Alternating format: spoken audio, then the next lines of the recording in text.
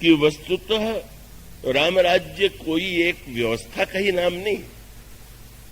राम राज्य का तात्पर्य जो है, इसको यूं कह सकते हैं, एक शब्द बड़ा प्रचलित हो गया था किसी समय और वो शब्द आज भी दोहराया जाता है, समग्र क्रांति। पर समग्र क्रांति क्या है, इसे विरले व्यक्ति जानते हैं।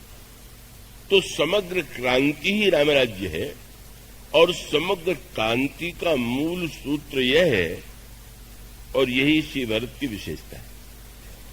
श्री भरत के द्वारा जो रामराज्य सामने आया का श्री भरत ही वह महानतम पात्र है कि जिनके द्वारा, जिनके माध्यम से राम राज्य का स्वरूप संसार के सामने आ सका।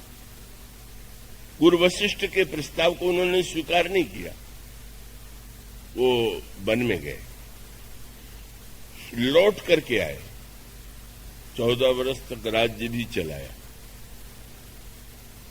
कई बार लोग पूछते हैं कि गुरु वशिष्ठ तो पहले से ही कह रहे थे कि 14 वर्ष के लिए राज्य ले लो, लौटने पर श्री राम को सौंप देना। नहीं कर दिया। मूल्य बाहर की क्रियाओं का तो बढ़ गया, ऐसा करे तो धर्म है, ऐसी व्यवस्था करे तो धर्म है। उन्होंने समझते हैं विचार नहीं, विचार शून्य व्यक्ति जो है वो जो कुछ करता है वो बिल्कुल अल्पकालिक होता है, क्षणिक होता है। इसलिए गोस्वामी जी ने विनय पत्रिका में कहा, किसी ने कहा महाराज मैं तो बहुत दिनों से इतनी साधना कर रहा हूं, क्या मुझे तो विशेष लाभ नहीं हुआ? आपने राम नाम की इतनी महिमा बता दी, रामायण की इतनी महिमा बता दी, पर राम नाम का जप करने के बाद भी लाभ नहीं हो रहा। ये गाथा तो आपने सुनी होगी। किसी व्यक्ति को रात्रि में यात्रा करने की बात ध्यान में आई, दिन में धूप है, नदी के किनारे उस स्थान था जहां जाना था, और उसने निर्णय किया आनंद से रात्रि को नाव चलाते हुए पहुंच जाएंगे। आनंद से उसने भोजन किया, थोड़ी भांग वांग लेकर के और स्फूर्ति के लिए बैठ गया, नाव चलाने लगा। चला रहा है, चलाता जा रहा है। जब कुछ कुछ उजेला हुआ तो आश्चर्य से उसने देखा कि अरे मैं तो अपने गांव के किनारे पर खड़ा हूं, उसी नाव पर। क्या हो गया, इतना परिश्रम से मैंने नाव चलाया पर नाव तो जहां की तहां है। किसी ने कहा जरा देख लो, लंगर तो ज्यों का त्यों पड़ा हुआ है, लंगर उठाया नहीं तो तुम रोज नाव खेते रहो तो भी वहीं रहोगे। उसका अर्थ ये है, लंगर तो उठाइए पहले। क्रिया के द्वारा आप धर्म की जो बातें कर रहे हैं, आप करते हुए भी वहीं रहेंगे जहां हैं, जिस रूप में है, और ये दिखाई देता है। तो इसका अर्थ, उसको दूसरे अर्थों में विनय पत्रिका में गोस्वामी जी ने दृष्टांत तो दिया। किसी ने देखा कि आकाश में चंद्रमा है और वो घी के कड़ाह में उस चंद्रमा की जब का प्रतिबिंब पड़ा तो उसको लगा कि ये तो बहुत अच्छा है।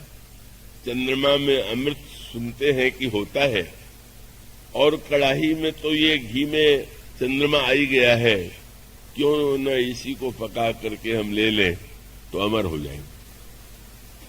गोस्वामी जी कहते हैं अगर वह व्यक्ति उस कड़ाह के नीचे न जाने संसार की कितनी लकड़ी जला डाले, लेकिन क्या कभी चंद्रमा उस अग्नि में, क्या चंद्रमा कभी उस घृत में प्रतिबिंबित होकर के अमृत दे सकता है? गोस्वामी जी विनय पत्रिका में कहते हैं, घृत पूर्ण कराह अंतर्गत ससी प्रतिबिंब लखावे, ईंधन अनल लगाई कल्प सत औट तो नाश न पावे। और तब उन्होंने कहा पहले जीवन में विचार लाइए, साधन करिए विचारहीन मन, शुद्ध हो ही नहीं तैसे। आप कुछ भी कीजिए पर विचार शून्य न हो जाइए, विचार कीजिए। रामायण में जब यह कहते हैं श्री भरत गुरु वशिष्ठ ने ही कह दिया कि विचार छोड़ के मानना चाहिए। गुरु वशिष्ठ की बात को दोहरा दिया श्री भरत ने कि हाँ, बिना विचारे मान लेना चाहिए। पर श्री भरत मानो यह बताना चाहते हैं, एक बड़ा सूक्ष्म संकेत है, और उसको अगर ठीक ठीक व्यक्ति समझ ले कि विचार का अर्थ अगर अभिमान हो तो अधिकांश लोगों की समस्या यही है कि अब अगर कोई व्यक्ति अभिमान के कारण अपने से बड़े की बात न मानना चाहे और वो कहे कि मैं तो विचार पूर्वक कार्य करता हूं और आपकी बातें विचार के विरुद्ध हैं, इसलिए मैं नहीं मानता, तो वह विचार का नाम लेकर के अपने अभिमान का प्रदर्शन कर रहा। इस अंतर को बहुत कम लोग समझ पाते। विचार के पहले कुछ चाहिए और वो नहीं है और आप विचार करने बैठ गए तो आप क्या विचार करेंगे।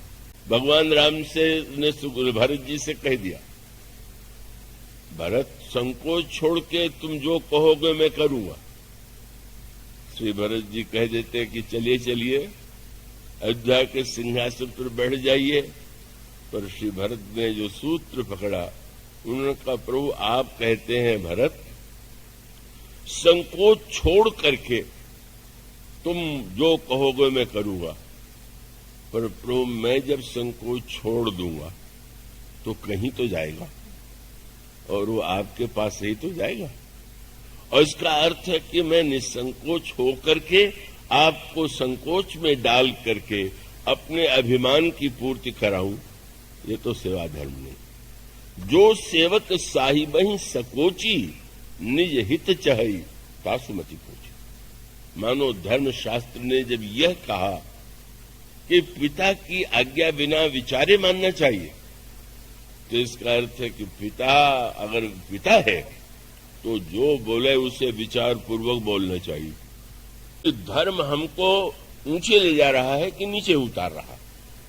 और इसका अर्थ यह था कि श्री भरत ने कहा सब कुछ उलट गया, राज्य किसी व्यक्ति का नहीं है, राज्य श्री राम का है, संपत्ति सब रघुपति के आई।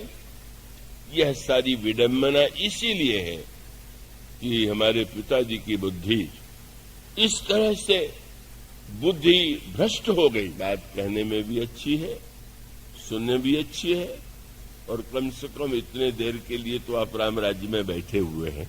राम राज्य में जो सत्य है कि ईश्वर का ही सब कुछ है, यह अनुभूति हो जाना ही राम राज्य है।